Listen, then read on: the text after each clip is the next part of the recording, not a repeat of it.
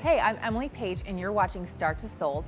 And this series is on creating packaging that sells your products. Video number 1, getting your product into different stores. If you want to get your product into different stores, let's think a little bit about it. If you walk into a grocery store, a regular normal grocery store, do you see the same exact packaging and products as you would see when you walk into a big box store like Costco? No, you don't. So if you want to be in a lot of different stores so that you can increase your sales, you need to design packaging that's different for each store that's out there. If you do that, it will mean every time you meet a buyer, you can capitalize on that opportunity because you thought in advance of what type of packaging your product should go into to be able to belong in that store. And when that buyer sees that you've already thought out all the details, they can start to imagine your product on their shelf. If you don't do that, if you don't think in advance and start planning for how your product will belong on those store shelves, you might meet a buyer and miss an opportunity. You might go to a sales meeting and not have thought through things like palletization, case pack, pricing, and costing. So let's talk about those things. What do you need to think about so that you can ensure that your product is selling all over the world in all types of different stores successfully? The first thing you want to think about is the different types of stores that are out there. Some of the first types that come to mind are club and superstores. Those are stores like Costco and BJ's, and when you walk in, there's pallet after pallet after pallet of product.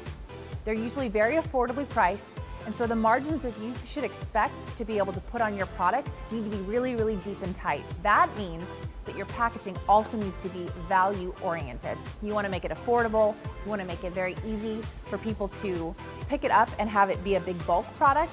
You ever notice that little tiny bags suddenly get really, really big in those stores? You also need to think about palletization because those types of stores expect your product to fill and maximize the 40 by 48 inch pallet that everything should be shipped in. So if you're in a big box store, that means you're going to want to think about the palletization spec. You want to maximize that space and create a product that fits exactly in that big square. You're going to want to create a box that's square to keep your product safe when it's being shipped. And that way also it displays beautifully. Whenever a person comes up to that pallet, your product looks really beautiful.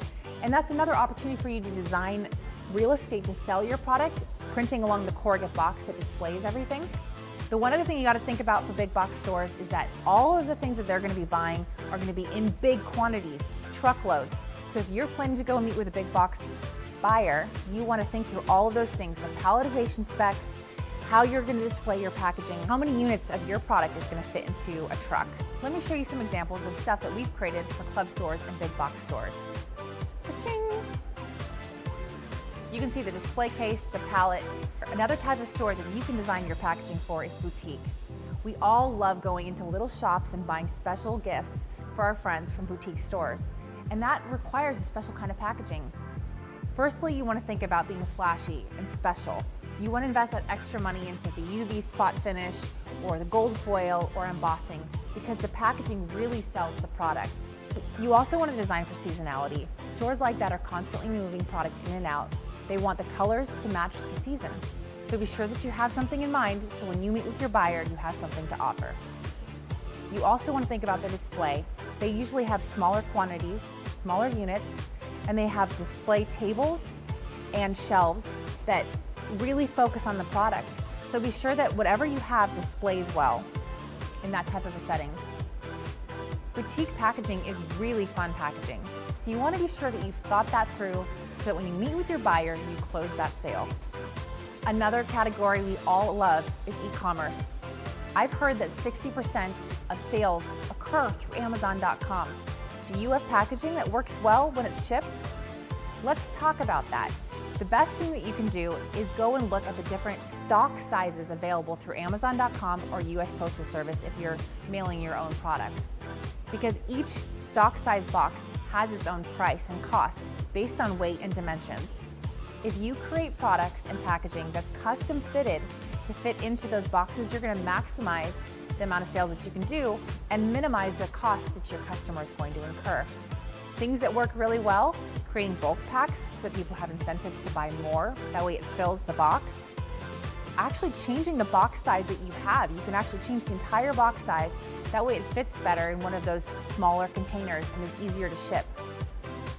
Below in the show notes, I have links to different websites that will teach you information that you need to know to figure out the shipping costs of your product based on your weight and based on your dimensions. And as soon as you see that, you'll be able to figure out, wow, if I made my box a little bit smaller or a little bit bigger, I'll be able to offer something that's more affordable for my customer. When a product is sold on Amazon.com, it gets placed in a box and it goes on a conveyor belt and dropped at least 3 feet. Plus, your delivery guy has to lug that box and run away from dogs and run upstairs to try to drop something off. And so often products get broken. So you want to design your product to make sure that it's going to be safe by the time that it's opened up and enjoyed by your customer. A great example is here on the screen. We designed a ceramic mug for one of our clients, and when we were shipping it out, it would break. We had a 20% breakage rate. To fix that, we created a custom insert that went inside the corrugate box, and now we have 0 breakage. So you want to think about packaging and about how the product will be delivered whenever you're selling things in e-commerce to make sure that your customer actually can enjoy what they just bought. There are a lot of other store types out there, and I'd love to share all that information with you. I've got a PDF, if you click the link below, that will tell you all about the different store types that there are and ask you a bunch of questions so that you can think through, what could I do to make sure that my product can sell in that store?